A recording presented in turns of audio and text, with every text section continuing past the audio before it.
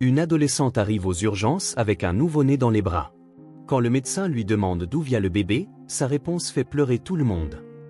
Avant de commencer l'histoire, n'oubliez pas de laisser un like et de vous abonner à la chaîne pour voir plus d'histoires comme celle-ci. Les portes automatiques du service des urgences de Boston General s'ouvrirent en grinçant, luttant contre le vent hurlant de décembre. Sarah Mitchell entra en titubant, les jambes tremblantes après les 3 miles de trajet qui lui avaient semblé durer une éternité. Chaque pas dans la neige de plus en plus profonde était une prière silencieuse, un mantra désespéré. « S'il te plaît, laisse-le vivre, s'il te plaît, laisse-le vivre », tandis que les derniers mots de sa mère résonnaient dans son esprit. « Promets-moi, ma chérie, promets-moi de le garder en sécurité. » Ses cheveux noirs étaient recouverts de glace, ses doigts presque gelés autour du petit paquet qu'elle tenait dans ses bras. Les lumières fluorescentes firent scintiller les larmes qui avaient gelé sur ses joues durant son trajet désespéré à travers la tempête. Dans ces 3 heures écoulées depuis la mort de sa mère, Sarah avait vieilli de plusieurs années, ses épaules d'adolescente de 15 ans portant un fardeau qu'aucun enfant ne devrait supporter. « S'il vous plaît » halta-t-elle, la voix brisée. Le mot avait le goût métallique de la peur présente dans sa bouche depuis qu'elle avait vu le sang s'étendre autour de sa mère. « S'il vous plaît, aidez-le. » Le petit paquet bougea contre sa poitrine et un léger gémissement s'échappa des replis de son manteau d'hiver, le même manteau que sa mère avait insisté pour lui acheter le Noël précédent, alors même que Sarah savait qu'elle n'en avait pas les moyens. « Tu dois rester au chaud, ma chérie. Je ne veux pas que ma fille attrape une pneumonie. » Désormais, ce manteau servait de couverture de fortune pour son nouveau-né, tandis que le fin pull de Sarah offrait bien peu de protection contre le froid mordant. Linda Martinez, l'infirmière de nuit, était déjà en mouvement avant que Sarah ne puisse dire un mot de plus. Il y avait dans le regard de la jeune fille une détresse hantée qui laissait deviner une tragédie et éveillait chaque instinct maternel en Linda. « Dr Chan, j'ai besoin de vous, vite. » Le Dr James Chan luttait contre une fatigue qui lui pesait jusqu'aux os, à la 14e heure de son service de 18 heures. Son esprit vagabondait vers des souvenirs de sa femme Rebecca restée à la maison, et vers leur propre difficulté à concevoir un enfant. L'urgence dans la voix de Linda traversa sa lassitude comme un choc d'adrénaline. Il se retourna pour voir Linda guider une adolescente vers la salle d'examen la plus proche, un bras autour de ses épaules tremblantes. Rapidement, il fit le bilan de ce qu'il voyait, une adolescente probablement âgée de 14 ou 15 ans, montrant des signes évidents d'exposition au froid, un jean mouillé et commençant à geler des genoux jusqu'en bas, un pull taché d'un mélange de liquide amniotique et de sang qu'il identifiait avec son expérience. Mais c'étaient ses yeux qui l'interpellaient, grands, hantés, et d'une maturité surprenante dans ce visage si jeune. Ils étaient ceux de sa mère, bien qu'il ne le saurait que plus tard. « Je suis le Dr Chan », dit-il d'une voix posée en gardant le pas à leur côté. En 15 ans de médecine d'urgence, il avait appris que son calme pouvait être contagieux, même dans les situations les plus désespérées. « Pouvez-vous me dire ce qui se passe ? » « Il a froid », murmura-t-elle en serrant davantage le paquet contre elle. « J'ai tout fait pour le garder au chaud. Je devais m'arrêter tous les quelques pâtés de maison pour vérifier sa respiration, pour m'assurer qu'il était toujours. » Sa voix s'interrompit dans un sanglot qui semblait jaillir d'un endroit profond et brisé en elle. Le trajet à travers la tempête de neige se rejouait dans son esprit, la façon dont elle s'était abritée dans des embrasures de porte pour protéger son frère du vent, comment elle avait chanté des berceuses à travers des dents qui claquaient pour continuer d'avancer, la terreur ressentie à chaque fois qu'elle devait le découvrir un peu pour vérifier si sa poitrine se soulevait encore. Chaque pas représentait un combat entre la nécessité de se dépêcher et la peur de glisser sur la glace en tenant un aussi précieux fardeau. Ils atteignirent la salle d'examen, et Linda aida délicatement Sarah à déposer son paquet sur la couverture chauffante qu'elle avait déjà préparée sur la table d'examen. Lorsque le manteau s'ouvrit, le Dr Chan retint son souffle, le nouveau-né ne pouvait pas avoir plus de quelques heures. Le cordon ombilical avait été noué avec ce qui ressemblait à un lacet, l'attache maladroite mais fonctionnelle, la solution d'une nécessité désespérée et d'une réflexion rapide. Le Dr Chan entama son examen, ses gestes précis mais doux. La température du bébé était clairement hypothermique, mais pas de manière critique. Son rythme cardiaque était rapide mais solide, sa respiration laborieuse mais suffisante. Les lèvres du bébé avaient une légère teinte bleutée, mais sa couleur s'améliorait déjà dans la chaleur de la salle d'examen.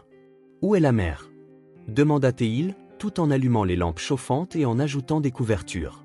Sitôt qu'il eut prononcé ces mots, il vit quelque chose se briser dans l'expression de la jeune fille, et son cœur se serra à l'idée de la réponse qu'il s'attendait à entendre. Les mots suivants de Sarah tombèrent dans la salle comme des pierres dans l'eau calme. créant des ondes qui allaient changer leur vie à tous. « C'est mon frère », dit-elle d'une voix à peine audible. « Maman est morte en le mettant au monde, il y a 3 heures, dans notre salle de bain.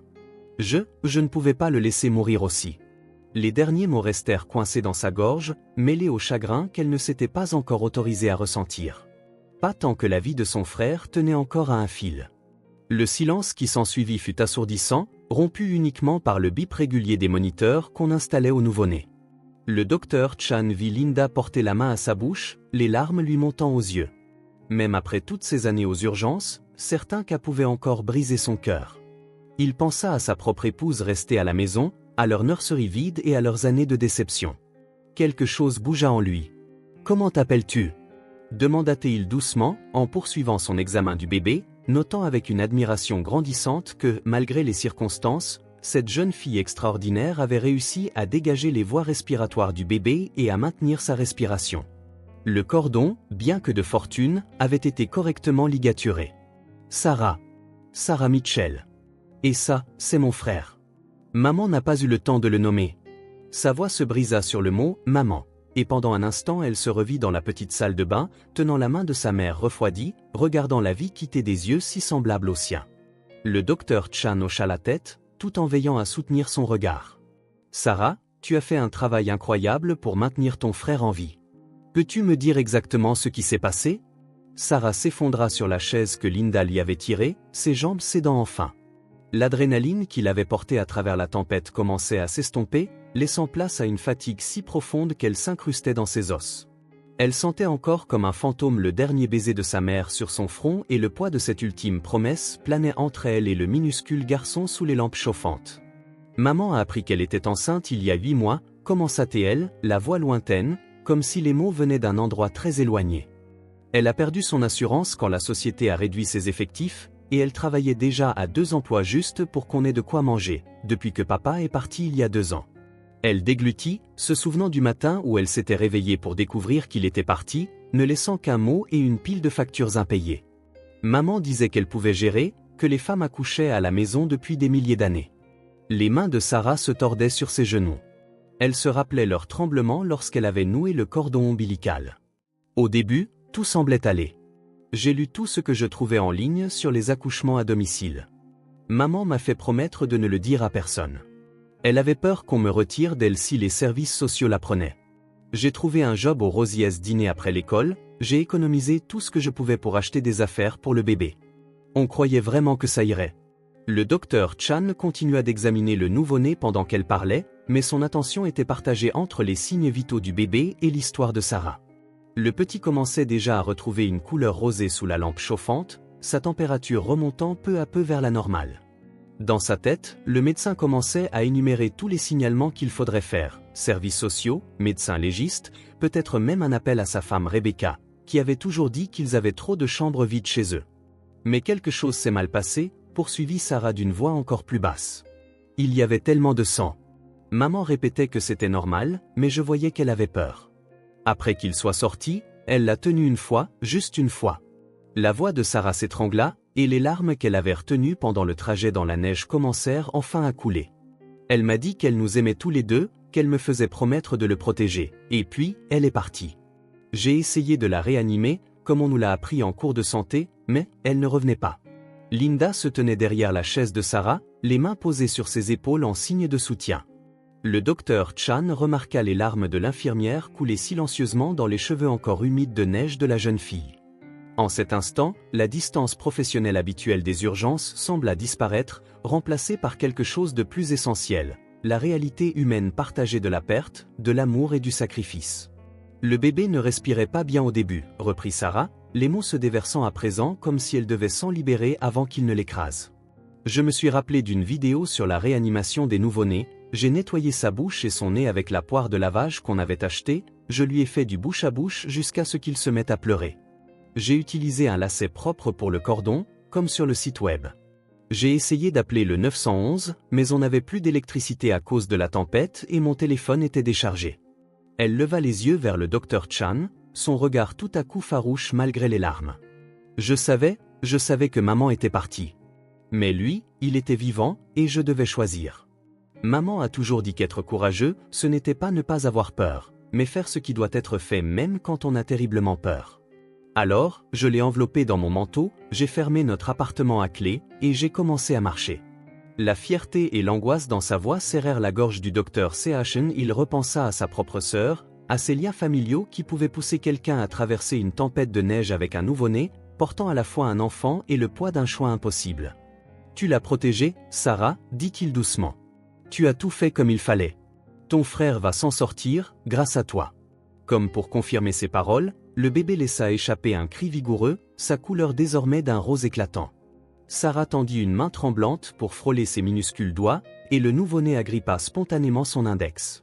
Dans ce simple réflexe, Sarah sentit la première chaleur qu'elle connaissait depuis le dernier soupir de sa mère. « Je dois appeler les autorités », expliqua doucement le docteur Chan, « et on va devoir envoyer quelqu'un à ton appartement. Mais je te promets qu'on va vous aider tous les deux à traverser ça. Vous n'êtes plus seuls, maintenant. » Sarah acquiesça, sans quitter son frère des yeux. « Est-ce que je peux rester avec lui ?» « Bien sûr, » répondit Linda avant même que le docteur Chan n'ait pu ouvrir la bouche. « Je vais te trouver des vêtements secs et quelque chose de chaud à boire. Vous êtes tous les deux en sécurité, maintenant. » En sortant de la pièce pour faire les appels nécessaires, le docteur Chan fit une pause sur le pas de la porte, observant Sarah se pencher vers la table chauffante, laissant toujours son frère agripper son doigt. Elle lui murmurait quelque chose, trop doucement pour qu'il l'entende, mais il put lire sur ses lèvres. « J'ai tenu ma promesse, maman. J'ai tenu ma promesse. » Il dut prendre un instant pour se ressaisir avant de tendre la main vers son téléphone. Le poids de ce dont il venait d'être témoin retombait sur ses épaules comme un lourd manteau.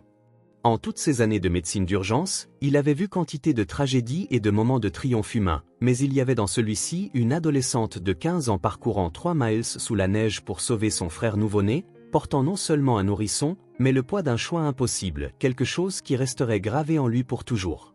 Alors qu'il composait le numéro des services sociaux, sa main libre se posa inconsciemment sur la photo qu'il gardait dans son portefeuille. Un cliché de lui et Rebecca le jour de leur mariage, souriant dans l'espoir de la famille qu'ils allaient fonder. Peut-être, songea-t-il, que cette nuit n'était pas seulement l'histoire de Sarah qui tenait sa promesse à sa mère, mais celle de tous cherchant à trouver ce dont ils avaient besoin au milieu de la tragédie. Sarah et son frère trouvant un refuge, Linda découvrant un nouveau sens à son travail, et lui, peut-être trouvant la famille que Rebecca et lui avait attendue si longtemps. L'histoire de Sarah Mitchell et de son frère sans nom ne faisait que commencer, mais le docteur Chan savait que, dans ses premières heures cruciales, elle avait déjà fait preuve de plus de courage et d'amour que bien des gens en une vie entière. Et, tandis qu'il attendait la tonalité, il prit une résolution silencieuse. Ses enfants ne feraient pas face à l'avenir tout seuls. 8 mois plus tôt, Sarah Mitchell était assise en tailleur sur le lit de sa mère, regardant Claire fixer avec des mains tremblantes le test de grossesse. La lumière printanière qui filtrait à travers les rideaux fins de leur appartement mettait en évidence les mèches argentées dans les cheveux noirs de sa mère. Sarah se demanda quand elles étaient apparues. S'étaient-elles multipliées au cours des 2 années depuis le départ de son père, comme les cernes d'un tronc d'arbre marquant les saisons difficiles ? « Maman ?» fit Sarah d'une voix qui semblait trop forte dans la petite chambre. « Ça va ?» Claire Mitchell leva les yeux vers sa fille, et l'espace d'un instant, Sarah y vit quelque chose qu'elle n'y avait jamais vu, une peur pure et incontrôlée. Mais aussitôt, comme à tant d'autres reprises, Claire redressa les épaules et força un sourire qui ne parvint pas vraiment jusqu'à ses yeux. « Bien sûr, ma chérie, c'est juste inattendu. » Claire s'assit lourdement sur le lit à côté de Sarah, le vieux matelas s'enfonçant sous leur poids combiné. « Je ne pensais pas que c'était encore possible à mon âge. J'ai 42 ans, bon sang. » Sarah attrapa la main de sa mère, remarquant combien ses doigts étaient froids. « Qu'est-ce qu'on va faire ?» Le mot « on » resta suspendu entre elles. Depuis que David Mitchell était parti 2 ans plus tôt, ne laissant derrière lui qu'un mot et une montagne de dettes, on était devenu leur rempart contre le monde. « On va trouver une solution. On va s'en sortir. On saura, toutes les deux. » La main libre de Claire se posa sur son ventre encore plat. « Je ne peux pas le garder, » chuchota-t-elle, avant de secouer aussitôt la tête. « Non, je veux dire, je ne peux pas me résoudre à m'en débarrasser. Je ne peux pas. » Les larmes lui montèrent aux yeux. « Mais Sarah, ma chérie, je ne sais pas comment on va faire. J'ai perdu mon assurance après la réduction d'effectifs, et je travaille déjà à 2 endroits. » Sarah serra les doigts de sa mère. « On va trouver une solution. On y arrive toujours. » Mais trouver une solution se révéla bien plus compliqué qu'elle ne l'aurait cru. La semaine suivante, Claire s'assit à leur petite table de cuisine, une calculette à la main, des factures étalées devant elle comme un casse-tête insoluble. Sarah, restée dans l'embrasure de la porte, la vit s'affaisser un peu plus à chaque nouveau calcul. Le job de maintenance à l'école est payé à la semaine, marmonna Claire, plus pour elle-même que pour Sarah. Si je prends des heures supplémentaires au resto le week-end? Elle leva la tête, surprise de voir Sarah l'observer. Oh, ma chérie, je suis désolée, je t'ai réveillée? Il était près de minuit, et Sarah aurait dû être endormie, mais elle avait entendu les sanglots étouffés de sa mère à travers les cloisons minces. Maman, je peux trouver un boulot, moi aussi, plein d'endroits engagent des filles de 15 ans. Hors de question. Ton travail à toi, c'est l'école. Mon travail, c'est d'aider ma famille, répliqua Sarah en s'approchant pour s'asseoir à côté de sa mère. Qu'on le veuille ou non, on sera trois bientôt. Claire porta la main à son ventre, un geste devenu inconscient au cours de la semaine écoulée. Sarah, tu n'es qu'une enfant, tu ne devrais pas avoir à. Je ne suis pas qu'une enfant. Je ne le suis plus depuis que papa est parti. Les mots sortirent plus brusquement que Sarah ne l'aurait voulu, et elle vit sa mère tressaillir. Désolé, je voulais dire qu'on devrait s'entraider. S'il te plaît. Dans la faible lumière de la cuisine, avec les factures éparpillées comme des feuilles mortes, Claire regarda vraiment sa fille. Quand son visage avait-il perdu ses rondeurs enfantines?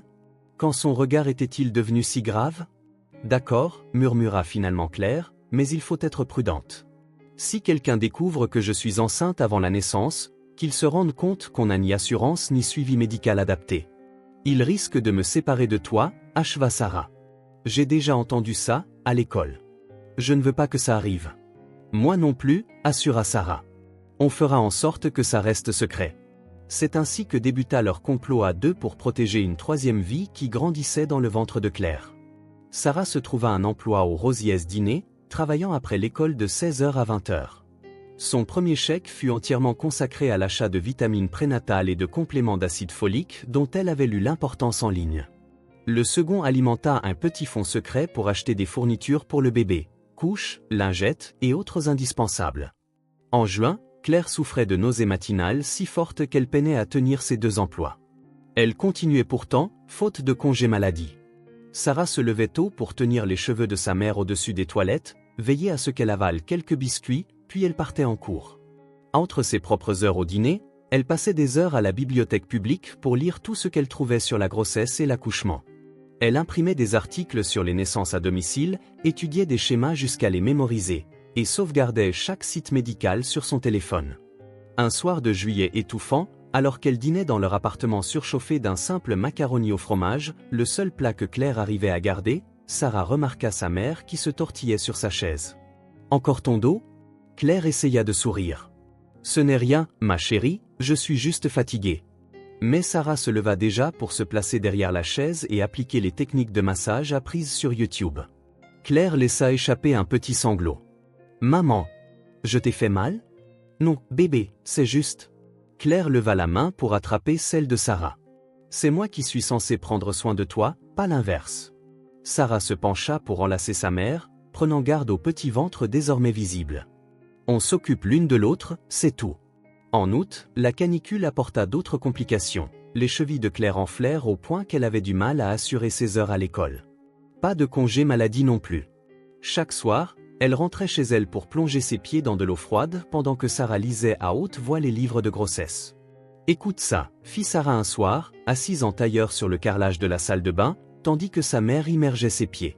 Le deuxième trimestre est souvent appelé « l'âge d'or » de la grossesse. « Bel âge d'or », ironisa Claire en grimaçant sous l'effet d'un coup de pied du bébé. « Ton frère ou ta sœur est un vrai danseur », plaisanta Sarah. « Un frère », affirma Sarah avec assurance. « Je le sens. » « Ah oui, et comment es-tu devenue si experte ?» Claire l'éclaboussa doucement. « Juste une intuition.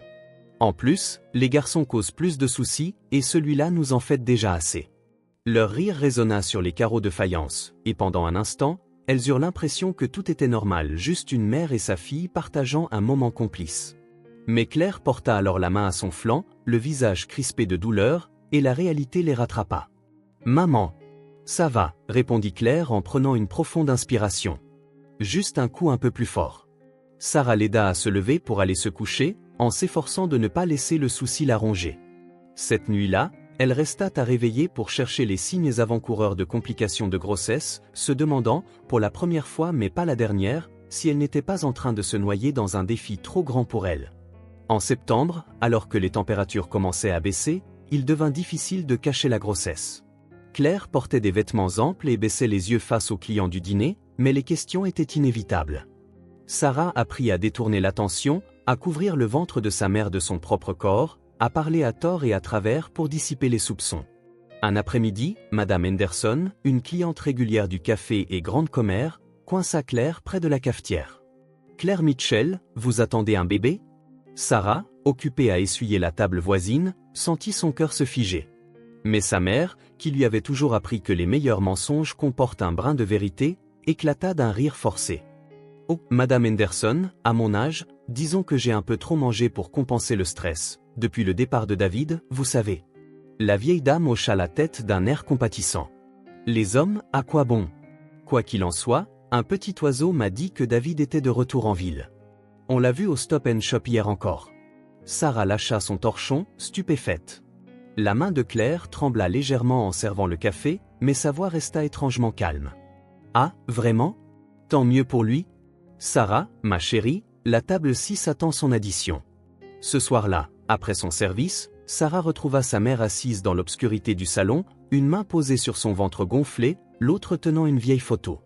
À la lumière du réverbère, Sarah reconnut le cliché de mariage de ses parents, avant que tout ne s'effondre. « Maman, tu ne penses pas à le prévenir, n'est-ce pas ?» Claire reposa la photo avec une lenteur étudiée. « Non. Il a perdu ce droit en nous abandonnant. » Puis elle tourna vers Sarah des yeux où luisait une farouche détermination. « Mais, ma chérie, si jamais il m'arrive quelque chose. » « Ne dis pas ça. On doit être réaliste. S'il t'arrive quoi que ce soit, tu dois savoir que ton père vit chez sa nouvelle famille à Dorchester, et que sa mère, ta grand-mère, est toujours dans sa maison de Maple Street. Si jamais tu as besoin d'aide, il ne t'arrivera rien, insista Sarah, bien qu'elle gravât mentalement ces informations. En octobre, le premier gel arriva, et avec lui, de nouvelles difficultés. La tension artérielle de Claire grimpait. Sarah pouvait le constater aux maux de tête et au vertige que sa mère essayait de lui cacher. Elles avaient acheté un tensiomètre en pharmacie, et Sarah surveillait chaque mesure, les comparant aux valeurs normales mémorisées. Peut-être qu'on devrait en parler à quelqu'un, osa Sarah un soir après que sa mère eut failli s'évanouir au travail. Au moins pour avoir de l'aide. On est presque au bout, répliqua fermement Claire. Quelques semaines encore. Les femmes accouchent depuis des millénaires sans aide extérieure. Et elles en mouraient aussi, pendant des millénaires, murmura Sarah, assez bas pour que sa mère ne l'entende pas. En novembre, la neige tomba tôt, faisant croître leur peur. La tension de Claire atteignait des sommets. Elle n'avait pas assez d'argent pour prendre un congé, et le moindre appel aux urgences risquait de les faire repérer. Sarah commença à dormir par terre, près du lit de sa mère, trop inquiète pour rester seule dans sa chambre. Le 10 décembre, Sarah rentra du dîner pour trouver sa mère en pleurs dans la salle de bain. « Maman, qu'est-ce qui se passe ? » Je crois que ça commence, murmura Claire. Mais c'est trop tôt, et ça ne se passe pas comme il faut. Le cœur de Sarah s'emballa, mais sa voix resta calme, celle qu'elle avait dû adopter depuis le départ de son père. D'accord, on va gérer. Laisse-moi vérifier ta tension. Mais elle ne pouvait pas vraiment gérer. Pas quand les contractions étaient trop fortes, trop rapides. Pas quand le sang coulait autant. Pas quand les yeux de Claire se troublaient et que sa main lâchait prise, de plus en plus faible. Promets-moi, haletait Claire après que le bébé, un garçon comme Sarah l'avait prédit, eût émergé dans les mains tremblantes de sa sœur. Promets-moi de le garder en sécurité. Je te promets, maman, sanglotait Sarah en essayant de se concentrer sur les gestes de réanimation du nouveau-né qu'elle avait appris, détournant les yeux du visage exsangue de sa mère. Je te promets, mais s'il te plaît, ne nous quitte pas. Cependant, certaines promesses ne peuvent pas être tenues, peu importe la force de notre volonté, et d'autres doivent être honorées, quel qu'en soit le prix. 3 heures plus tard, Sarah Mitchell passerait la porte des urgences de Boston General, serrant contre elle son frère nouveau-né et le poids de cette promesse ultime. Mais à cet instant, agenouillée dans la salle de bain glacée, auprès du corps de sa mère, tenant dans ses bras un frère bien vivant alors que la vie quittait leur mère, Sarah comprit quelque chose de l'amour et du sacrifice que la plupart des gens mettent toute une vie à saisir. Parfois, le plus grand courage consiste simplement à avancer pas après pas, à porter nos promesses à travers la tempête. L'assistante sociale arriva au Boston General juste avant l'aube. Sarah l'a vite approché depuis la fenêtre de la pouponnière où elle veillait sur son frère depuis 4 heures. Les chaussures pratiques de la femme crissèrent sur le sol fraîchement ciré, un son qui resterait à jamais associé dans l'esprit de Sarah à ce moment de seuil entre son ancienne vie et celle qui l'attendait. Sarah fit doucement le docteur Chan dans son dos. Il était resté bien après la fin de son service, soi-disant à cause de paperasse en retard, mais Sarah se doutait que cela avait plus à voir avec les regards qu'il jetait au minuscule bébé derrière la vitre. C'est Madame Talia Rodriguez des services de protection de l'enfance. Elle est là pour t'aider. Sarah ne se détourna pas de la vitre. Dans la pouponnière, une infirmière changeait la couche de son frère avec efficacité. Il semblait si petit, sous ses lampes chauffantes, mais sa couleur était bonne, et il pleurait d'une voix bien assurée. « Regarde, maman, pense à Sarah, j'ai fait ce que tu m'as demandé. Il est en sécurité. » Sarah. La voix de Madame Rodriguez était chaleureuse, avec un léger accent qui rappela à la jeune fille l'une de ses enseignantes préférées de l'école primaire. « Tu veux qu'on s'assoie ? Nous avons des choses importantes à discuter. » Finalement, Sarah se retourna. L'assistante sociale était plus jeune qu'elle ne l'aurait cru, la trentaine à peine entamée, avec des yeux bienveillants et des plis d'inquiétude autour de la bouche. Elle portait une écharpe violette à l'allure presque trop gaie pour la situation. « C'est maintenant que vous me dites que vous allez me l'enlever, c'est ça ?» demanda Sarah d'une voix rauque d'avoir trop pleuré, mais le menton relevé dans un geste de défi. « Parce que je ne le laisserai pas partir. Je l'ai promis à maman. » « C'est maintenant, répondit Madame Rodriguez avec douceur, que nous allons trouver un moyen de vous garder tous les deux en sécurité et ensemble. » Quelque chose se brisa dans la poitrine de Sarah à ces mots. Elle qui s'était accrochée à une volonté de fer depuis la dernière inspiration de sa mère, sentit ses défenses s'effondrer. Le docteur Chan la rattrapa avant que ses jambes ne lâchent complètement. D'une manière ou d'une autre, ils gagnèrent la petite salle de consultation attenante à la pouponnière, où Linda avait déposé il y a des heures un plateau de thé et quelques sandwichs dont Sarah n'avait plus souvenir. Elle n'arrivait pas à se rappeler la dernière fois qu'elle avait mangé. « La police s'est rendue à votre appartement », reprit Madame Rodriguez une fois que Sarah fut assise, les mains serrées autour d'une tasse de thé qu'elle ne se sentait pas de boire. « Ils ont fait le nécessaire pour le corps de votre mère, et je suis vraiment navré de votre perte, Sarah. » Les mots semblaient venir de très loin. Dans son esprit, Sarah était encore sur le sol de la salle de bain, contemplant la main glacée de sa mère, constatant l'instant où la vie l'avait quittée tandis que son frère hurlait, tout juste né. « La police a aussi trouvé ça », poursuivit Madame Rodriguez en sortant une enveloppe scellée de sa serviette. « Elle se trouvait dans la table de chevet de votre mère. » Sarah prit l'enveloppe, les mains tremblantes. L'écriture de sa mère, d'ordinaire si nette, tremblait légèrement sur le devant. « Pour Sarah et le bébé, si jamais il m'arrive quelque chose. » « Tu veux un moment seul pour la lire ?» demanda le docteur Chan. Sarah secoua la tête. Elle avait besoin de témoins, besoin de savoir qu'elle n'était pas seule pour affronter les derniers mots que sa mère leur avait laissés. De doigts tremblants, elle rompit le seau. « Ma très chère Sarah, et mon précieux bébé, si tu lis ces lignes, c'est que mes pires craintes se sont réalisées et que j'ai dû vous quitter trop tôt. Sarah, ma courageuse et magnifique fille, je sais que tu m'en veux probablement en cet instant. Tu m'avais prévenu des risques, tu m'avais supplié de chercher de l'aide. J'ai été têtue, fière et terrifiée à l'idée de vous perdre tous les deux aux mains du système. Mais j'ai besoin que tu saches une chose, ces 8 derniers mois, à te voir prendre soin de ce bébé, à te voir devenir cette jeune femme incroyable, ces derniers mois ont été parmi les plus fiers de ma vie. Tu m'as montré à quoi ressemble la vraie force, ce que le véritable amour peut accomplir. Dans le tiroir du bas de ma commode, tu trouveras une police d'assurance. Je l'ai souscrite il y a des années, après le départ de ton père. Ce n'est pas grand-chose, mais cela devrait t'aider à couvrir les dépenses immédiates. Il y a aussi une lettre pour ta grand-mère Mitchell. Je sais que nous n'avons pas parlé à ce côté de la famille depuis que ton père est parti, mais c'est une femme bien, Sarah. Elle n'a jamais approuvé la façon dont David nous traitait. Le plus important, il y a une lettre pour la docteure Rebecca Chin, à la clinique de fertilité du Boston General. Tu ne le sais pas, mais elle était mon amie à l'université.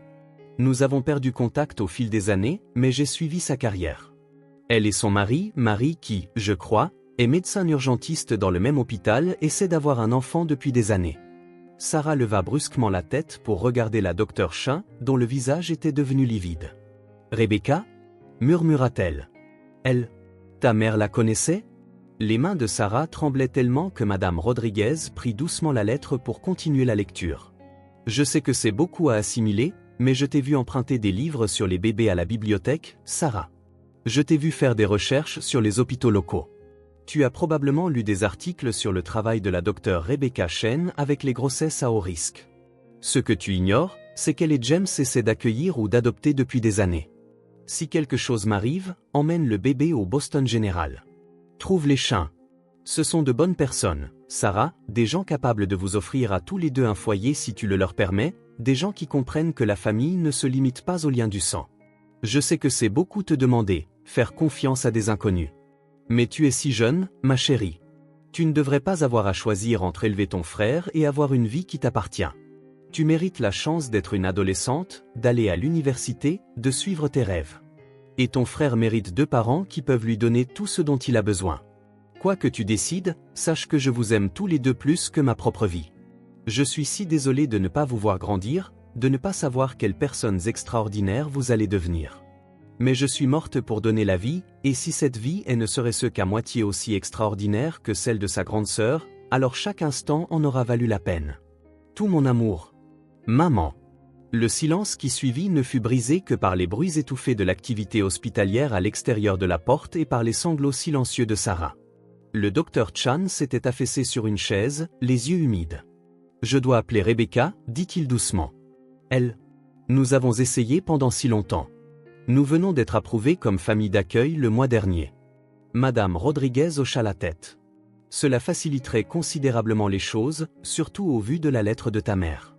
Un placement d'urgence chez un membre de la famille ou un ami de la famille agréé est souvent la meilleure solution dans ce genre de cas. » Elle se tourna vers Sarah. « Mais seulement si c'est ce que tu veux. Ta voix compte, Sarah. » Sarah fixa la lettre dans les mains de Madame Rodriguez, le dernier cadeau de sa mère pour eux, pas seulement des mots, mais une voie à suivre, un moyen de tenir sa promesse sans sacrifier son propre avenir. Elle repensa à la gentillesse du docteur Chan quand elle était arrivée, à la façon dont il était resté bien après la fin de son service pour s'assurer qu'ils allaient bien. Sa voix s'étrangla. Elle déglutit et essaya de nouveau. Je pourrais encore le voir? Continuer à faire partie de sa vie? Oh, ma chérie. La voix du docteur Chan était étranglée par l'émotion. Tu feras partie de notre famille, tous les deux. Rebecca et moi avons une maison avec 4 chambres à Newton. Il y a déjà une chambre prête pour un bébé, et une autre pourrait être la tienne, si tu le souhaites. Nous pourrions vous offrir un foyer, une éducation, un avenir. Ta mère avait raison, la famille ne se limite pas au lien du sang. À travers la vitre, Sarah voyait son frère s'étirer dans le berceau de l'hôpital, les poings minuscules agitant l'air du monde dans lequel il venait d'entrer, un monde qui, grâce au dernier acte d'amour de leur mère, recèlerait peut-être plus de possibilités que de peine. J'aimerais rencontrer la docteure Rebecca d'abord, dit enfin Sarah. Et, je dois aider à organiser les funérailles de maman. Nous t'aiderons pour tout, l'assura Madame Rodriguez. Un pas après l'autre. Le docteur Chan était déjà en train de sortir son téléphone, les mains légèrement tremblantes en composant le numéro. Rebecca, ma chérie, j'ai besoin que tu viennes à l'hôpital. Il y a quelqu'un que tu dois rencontrer. 2 personnes, en fait. Et, apporte la boîte de vêtements pour bébé que nous gardons de côté. Je crois que nous allons enfin en avoir besoin. Sarah se retourna vers la vitre, regardant son frère dormir paisiblement dans son berceau. Pour la première fois depuis la mort de sa mère, elle ressentit quelque chose qui s'ouvrait en elle. Pas exactement de l'espoir, pas encore, mais une possibilité, un avenir qu'elle ne distinguait pas clairement, mais qu'elle pouvait presque imaginer. « Comment s'appelle-t-il » demanda doucement Madame Rodriguez en parlant de son frère. Sarah réfléchit un instant, puis sourit à travers ses larmes. « Clay, dit-elle. D'après maman. C'est là. Il s'appelle Clay. » Dehors, le soleil se levait sur Boston, peignant la ville enneigée de nuances roses et dorées. Un nouveau jour commençait, et avec lui le prochain chapitre de leur histoire, pas celui que Sarah aurait choisi, mais peut-être celui dont ils avaient besoin. Elle posa la main sur la vitre de la nurserie, observant la poitrine de Clay se soulever et s'abaisser à chaque petite respiration. « J'ai tenu ma promesse, maman, chuchota-t-elle, et je la tiendrai toujours. » La docteure Rebecca Chan se tenait sur le pas de la porte de la chambre d'hôpital, le cœur battant à tout rompre. À travers la vitre de la nurserie, elle voyait son mari James soulever délicatement un nouveau-né de son berceau, un geste qu'elle l'avait vu faire d'innombrables fois en 15 ans de mariage, mais jamais pour leur propre enfant, jusqu'à maintenant. Quand James avait appelé 1 heure plus tôt, La voix tremblante d'émotion, elle avait cru rêver. Après cette tentative de FIV infructueuse, 3 fausses couches, des années de dossiers d'adoption et de formation pour devenir famille d'accueil, était-ce vraiment si simple? Si complexe? Si miraculeux? Son regard tomba sur l'adolescente assise près de la fenêtre, Sarah Mitchell, qui paraissait à la fois plus jeune et plus mûre que ses 15 ans. Exténuée, dévastée par le chagrin, mais avec dans sa posture une détermination farouche qui rappelait douloureusement à Rebecca sa chère Claire. Mon Dieu, Claire! Comment avait-elle pu ignorer que son ancienne colocataire d'université était dans une situation si désespérée? Sarah? La voix de Rebecca n'était qu'un murmure, mais la jeune fille se retourna. Un instant, Rebecca eut l'impression de remonter 5 ans en arrière, dans une chambre universitaire de Boston University, faisant face à des yeux si semblables à ceux de Claire qu'elle en eut mal à la poitrine. « Je suis Rebecca. J'ai connu ta mère. » Sarah l'observa attentivement, enregistrant tout, des vêtements enfilés à la hâte à la sacoche contenant des affaires de bébé que Rebecca tenait serrées contre elle. Elle a parlé de vous dans sa lettre, qu'elle disait que vous étiez gentil, que vous comprendriez que la famille, c'est plus que le sang. Rebecca fit un pas hésitant dans la pièce et posa le sac. Ta mère était ma colocataire pendant notre première année d'université. C'est elle qui m'a convaincu de passer en médecine, quand je doutais de tout. Sa voix se brisa. Elle disait que soigner les gens revenait à résoudre des énigmes avec le cœur au lieu de la tête. Quelque chose passa dans le regard de Sarah, peut-être la reconnaissance de la façon dont sa mère s'exprimait. Elle ne m'a jamais parlé de vous. Nous avons perdu contact après l'obtention de notre diplôme, des hôpitaux différents, des villes différentes. La vie? Rebecca eut un geste impuissant, les larmes au bord des cils. J'aurais dû faire plus d'efforts pour rester en contact, si j'avais su. Maman était douée pour garder des secrets, dit Sarah doucement. Elle pensait nous protéger. James apparut alors sur le pas de la porte, tenant Clay avec précaution. Il avait envie de rencontrer sa tante Rebecca, dit-il avec douceur. Les mains de Rebecca se portèrent à sa bouche en entendant ce mot et en percevant l'avenir que cela impliquait, la famille qui se dessinait dans cette pièce. Elle s'avança lentement, presque avec recueillement, tandis que James déposait le nouveau-né dans ses bras. Clay se tortilla un instant, puis se calma, ses petits doigts serrant le pouce de Rebecca. « Oh » souffla-t-elle, et dans cette simple exclamation résonnaient 20 ans d'attente, de chambres vides, d'espoir brisé, enfin comblés par l'amour qui trouvait son chemin. « Il s'appelle Clay », précisa Sarah. « Après maman. »« Claire. » Les larmes coulaient librement sur les joues de Rebecca. « C'est parfait. Elle aurait adoré. » Elle hésita avant d'ajouter. « Tu veux le prendre ?» Sarah hocha la tête, et Rebecca lui passa doucement le bébé. L'instant avait quelque chose de sacré, une transmission de confiance, un commencement. « Il y a quelque chose d'autre que tu devrais savoir, » dit James en se rapprochant de sa femme. La lettre de ta mère mentionnait notre maison à Newton, mais ce qu'elle ne pouvait pas savoir, c'est que nous venons de finir de transformer le garage en appartement indépendant. Il a sa propre entrée, une cuisine. Nous avions prévu de le louer, mais... Il fixa Sarah avec insistance. Il pourrait être à toi, si tu le souhaites. Assez près pour être en famille, mais avec de l'espace pour toi. Sarah leva la tête d'un coup. Vous voulez dire, pas juste une chambre? Rebecca acquiesça. Tu n'es pas une enfant, Sarah. Ces derniers mois l'ont bien prouvé. Tu mérites ton indépendance, ton intimité. Mais tu mérites aussi du soutien, une famille, des gens sur qui compter. On pourrait essayer d'être ça pour vous deux. Sarah baissa les yeux vers Clay, qui dormait paisiblement dans ses bras. Est-ce que je resterai sa sœur? Oh, ma chérie. Rebecca s'assit à côté d'elle. Tu seras toujours sa sœur, ça ne fait même pas l'ombre d'un doute. Nous ne voulons pas remplacer ta mère ni changer quoi que ce soit à votre relation. Nous offrons juste notre aide, d'être des parents en plus, pas des parents à la place. Les heures suivantes défilèrent dans un tourbillon de formalités administratives et d'organisation. Madame Rodriguez, l'assistante sociale, aida à accélérer les formalités du placement d'accueil d'urgence. Rebecca passa des coups de fil à ses contacts de la clinique de fertilité pour prioriser leur dossier de famille d'accueil. James discuta avec la société de pompes funèbres et prit en charge toutes les dépenses. En fin d'après-midi, épuisée, Sarah s'assoupit dans un fauteuil inclinable, tandis que Rebecca restait près d'elle pour nourrir Clay avec une habileté qui contrastait avec le tremblement de ses mains. « Elle ressemble tellement à Claire », murmura Rebecca à son mari. « Tu te souviens de la photo que je t'ai montrée le jour de notre remise des diplômes ?» James hocha la tête en observant Sarah qui dormait. « J'y pensais justement. L'appartement au-dessus du garage a besoin d'être rafraîchi, pas meublé. On pourrait laisser Sarah nous aider à l'aménager, lui donner quelque chose à faire, un projet. Pour ne pas qu'elle ne pense qu'aux funérailles de sa mère, compléta doucement Rebecca. C'est une bonne idée. Elle a besoin d'un projet, d'une perspective. Sarah émergea de son demi-sommeil, papillonnant des yeux.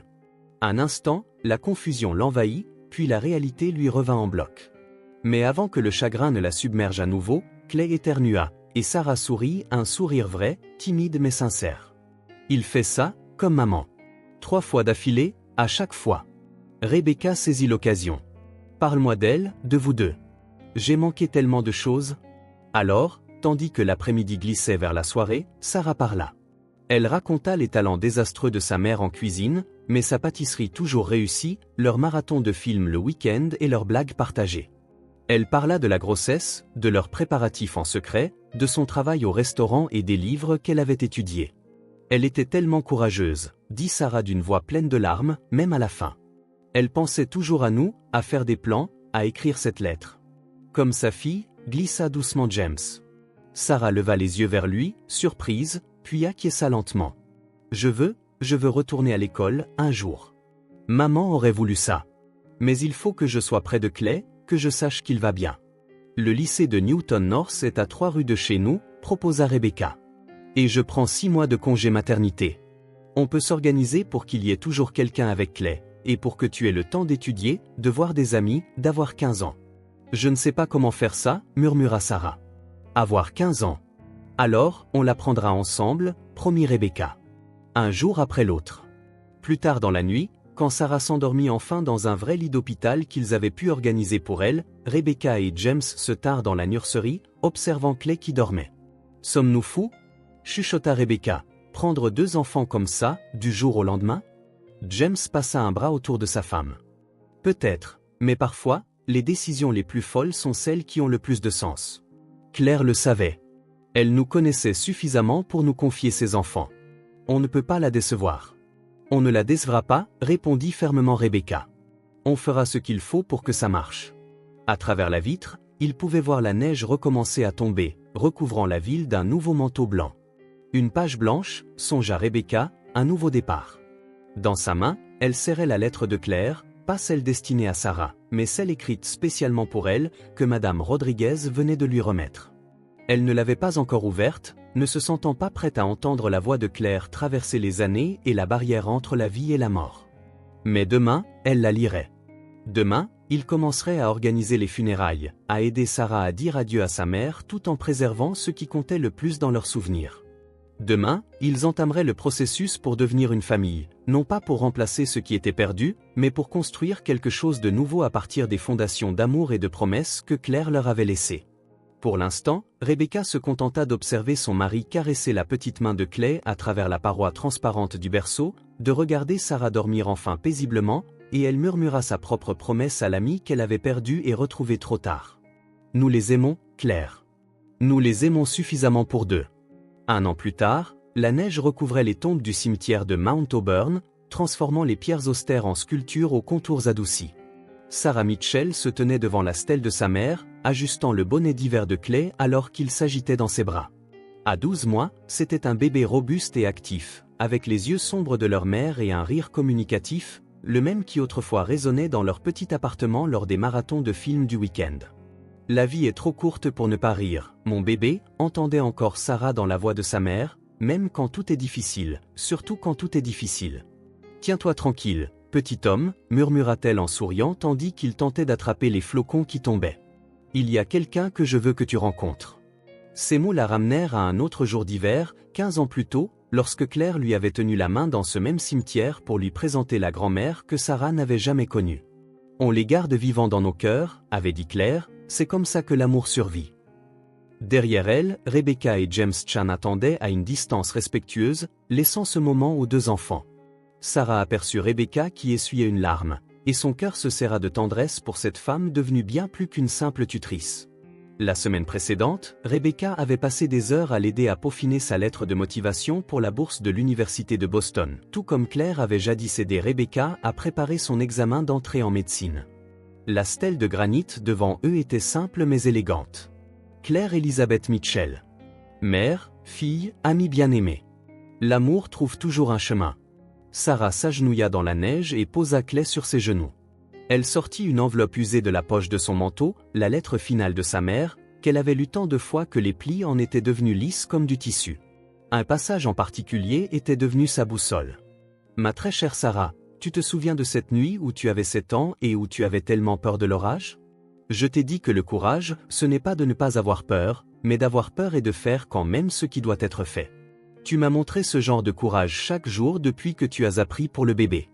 Maintenant, j'ai besoin que tu sois courageuse une fois de plus, assez courageuse pour accepter d'être heureuse, pour te laisser aimer et devenir celle que tu es destinée à être. Ta force ne se résume pas à ce que tu peux porter seule, mais à reconnaître quand il faut laisser les autres t'aider. Salut maman, dit Sarah d'une voix posée, même si ses yeux brillaient de larmes. Désolée de ne pas être venue la semaine dernière, Clay avait une otite. Tu aurais dû le voir, il était exactement comme toi quand tu avais un rhume. Il refusait de se reposer, il voulait tout voir, tout faire. Rebecca a dit qu'elle n'avait jamais vu un bébé aussi déterminé. Elle déposa Clay sur ses pieds, soutenant ses petits bras. Avec une détermination rappelant cruellement celle de leur mère, il fit 3 pas vacillants avant de s'asseoir dans la neige. « Tu as vu ça, maman ?» s'exclama Sarah. « Il marche. » Enfin, il tombe avec style, mais elle rit, se souvenant de ses propres premiers pas, immortalisés dans un album photo que Rebecca avait retrouvé parmi les affaires de Claire. « C'est exactement comme toi, insista-t-elle, têtue, courageuse, tu ne lâchais jamais. » En regardant Clay, elle ressentit le mélange familier de joie et de tristesse qui accompagnait chacune de ces étapes. Chaque nouveau progrès était une célébration, teintée de la conscience que Claire n'en serait jamais témoin. Mais peu à peu, la joie prenait le dessus sur la peine. « Tu avais raison au sujet des Chan, maman, poursuivit Sarah en faisant rebondir doucement Clay pendant qu'il jouait avec son écharpe. Rebecca a retrouvé votre album de fac le mois dernier, avec des photos de vous deux. Je n'arrivais pas à détacher mon regard, surtout de cette chemise en flanelle affreuse des années 90 que tu gardais au fond de ton placard. Le souvenir la ramena à l'époque où elle avait 12 ans et jouait à se déguiser avec cette même chemise, Claire riant et prenant des photos en disant « Certains choix vestimentaires devraient rester à la fac, ma chérie, mais les amitiés, elles, devraient durer pour toujours. » J'ai été acceptée à Boston University, maman, reprit-elle doucement, la gorge serrée. Bourse complète, admission anticipée. Je vais étudier la psychologie, spécialité développement de l'enfant. Tu te souviens comme tu disais toujours que j'avais un don avec les petits du quartier ? Apparemment, toutes ces heures de babysitting m'ont préparé à quelque chose de plus grand. Elle jeta un coup d'œil à Rebecca et James, qui construisaient un petit bonhomme de neige pour amuser Clay. Les Chan m'aident aussi à constituer un fonds pour les études de Clay. Rebecca dit que c'est ce que tu aurais voulu. Elle m'a raconté comment tu aidais gratuitement les autres étudiants parce que tu pensais que tout le monde méritait d'apprendre. Clay tendit la main vers la pierre tombale, son gant frôlant le granit froid. C'est ta grand-mère, dit Sarah tout bas. Elle nous a tout donné, même le courage de laisser l'amour trouver de nouveaux chemins pour nous rejoindre. Rebecca s'approcha alors, ses bottes crissant dans la neige. Elle tendit un petit livre usé à Sarah. Je l'ai retrouvé hier soir dans mes affaires de fac. Je me suis dit que tu voudrais l'avoir. C'était un petit album photo, et sur la première page, une image que Sarah n'avait jamais vue, Claire et Rebecca, jeunes et riantes, en toge de fin d'études, se tenant par la taille. Au dos de la photo, on reconnaissait l'écriture de Claire. Certaines amitiés sont éternelles, même quand la vie nous sépare. L'amour retrouve toujours son chemin. Elle me le disait tout le temps, confia Rebecca doucement en s'asseyant à côté de Sarah dans la neige. Quand c'était dur à la fac de médecine, quand j'échouais en amour, quand mes rêves me semblaient impossibles, l'amour trouve un chemin. C'est devenu notre devise. C'est pour ça que tu l'as mis sur sa pierre tombale, réalisa Sarah. Rebecca hocha la tête, les larmes coulant de nouveau. Quand j'ai lu sa lettre, quand j'ai vu toi et Clay cette première nuit à l'hôpital, j'ai su qu'elle avait trouvé un moyen de nous réunir tous. Elle a toujours été la plus futée d'entre nous. James les rejoignit, tenant Clay bien au chaud. Nous avons une nouvelle à t'annoncer, Sarah. Les papiers d'adoption sont arrivés hier, pour vous deux. Le cœur de Sarah se serra, partagé entre tristesse, reconnaissance, amour et espoir. Elle repensa à l'année écoulée, au biberon nocturne partagé avec Rebecca, à James qui lui apprenait à conduire, au dîner en famille où l'on évoquait le souvenir de Claire. Elle pensa à ses projets d'université, aux enfants qu'elle espérait aider un jour, à l'héritage d'amour et de courage que sa mère leur avait laissé. Maman a écrit que la famille, ce n'est pas juste le sang, dit Sarah finalement en se relevant, essuyant la neige de son jean. Elle savait qu'on aurait besoin de plus que de souvenirs pour construire notre vie. Elle vous a choisi pour nous. Elle déglutit, puis sourit, les larmes aux yeux. Alors oui. Oui, on le fait officiellement. Rebecca la serra dans ses bras avec force, puis James les rejoignit en faisant attention à ne pas coincer Claire entre eux. Ta mère était la personne la plus courageuse que j'ai jamais rencontrée, murmura Rebecca. Jusqu'au jour où j'ai rencontré sa fille. Plus tard, après que les autres eurent regagné la voiture, Sarah resta un instant de plus, seule. Elle sortit sa lettre d'admission à BU et la posa contre la pierre tombale comme un cadeau. « Je vais bien, maman » murmura-t-elle. « Nous allons tous bien. Tu m'as appris à être forte, à aimer sans limite et à me laisser aimer en retour. Je vais aider d'autres enfants à trouver leur chemin à travers les épreuves, comme toi, tu as aidé chaque personne que tu croisais. Et Clay grandira en sachant qu'il a 3 parents qu'il aime plus que tout. » Depuis le parking, on entendait le rire heureux de Clay, il devait avoir repéré un écureuil. Sarah esquissa un sourire et toucha une dernière fois la pierre gelée. Rebecca m'a dit quelque chose hier soir qui m'a fait penser à toi. Elle dit que certaines personnes sont comme des étoiles, même une fois parties, leur lumière continue de nous guider. Tu es notre étoile, maman. Tu l'as toujours été et tu le resteras. Alors qu'elle retournait vers la voiture, la neige crissait sous ses pas. Au loin, Rebecca l'attendait, la portière ouverte, une vapeur s'échappant d'un thermos de chocolat chaud, tandis que James chantait quelque chose de ridicule pour faire rire Clay. Et quelque part, Sarah en était sûre. Claire les regardait, souriait, sachant que son dernier cadeau à ses enfants n'était pas seulement la vie, mais la possibilité de la vivre entourée d'amour. La lettre dans la poche de Sarah froissa légèrement à chacun de ses pas, ses ultimes mots gravés dans son cœur. Mes chers enfants, souvenez-vous que l'amour n'est pas une ressource finie qui diminue quand on le partage. Il se multiplie, il grandit, il trouve de nouveaux canaux pour circuler. Je ne serai pas là pour vous voir grandir, mais j'ai fait en sorte que vous ne grandissiez jamais seul. Soyez courageux, soyez bienveillants, soyez ouverts à la joie et sachez que, où que vous alliez, quoi que vous deveniez, mon amour vous accompagne, pour toujours. Je vous aime, maman. Sarah se retourna une dernière fois, regardant les flocons se déposer sur la pierre tombale de sa mère comme de petites étoiles. L'épitaphe capta la pâle lumière de l'hiver. Love fin Away.